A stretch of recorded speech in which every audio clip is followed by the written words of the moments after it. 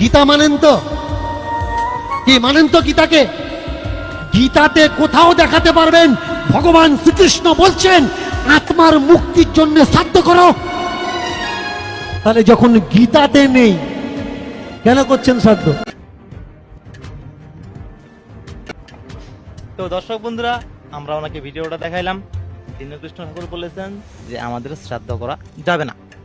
এই কথাটা কতটুকু যুক্তিসম্মত? তো আমরা সরাসরি মূল প্রসঙ্গে চলে আসি যে উনি যে কথাটা বললো তা কতটুকু যৌক্তিক, এই বিষয়ে আপনার কাছে জানতে চাই। নমস্কার সকল প্রকার ভক্তবৃন্দের প্রতি।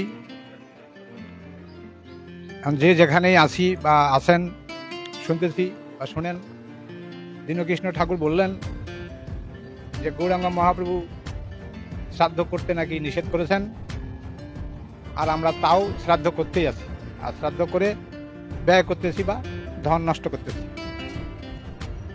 আবার গীতার কোথাও লেখা নাই যে শ্রাদ্ধ করতে হবে আত্মার উদ্দেশ্যে, এই কথাটিও বললেন। তা আমি দীনকৃষ্ণ ঠাকুরের উদ্দেশ্যে বলবো যে আপনি যেগুলো বলতেছেন একটু ভালোভাবে বুঝে শুনে বলেন না। আপনি তো, আপনার বয়স তো দেখা যাচ্ছে আপনি ছেলে নন, মোটামুটি পূর্ণ যুবক বা পূর্ণ প্রৌঢ় বয়স হয়ে গেছেন। হ্যাঁ, আপনি তো ছেলে মানুষ নন।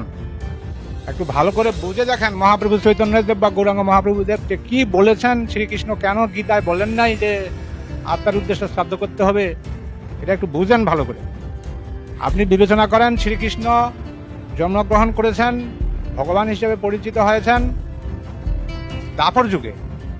আর দাপর যুগের পূর্বেও যুগ ছিল, পূর্বেও মানুষ ছিল, পূর্বেও মারা গেছিল, পূর্বেও তাদের শ্রাদ্ধ আদি হয়েছিল। তাহলে ওইটা আবার শ্রীকৃষ্ণ গীতায় কেন বলবেন? তাই তিনি ওখানে বলেন নাই, বা কেউ বলি নাই, কোনো কথা ওখানে লেখা নাই। তো সেখানে লেখা নাই বলেই সেটা তো করব না করব এটা হয় না।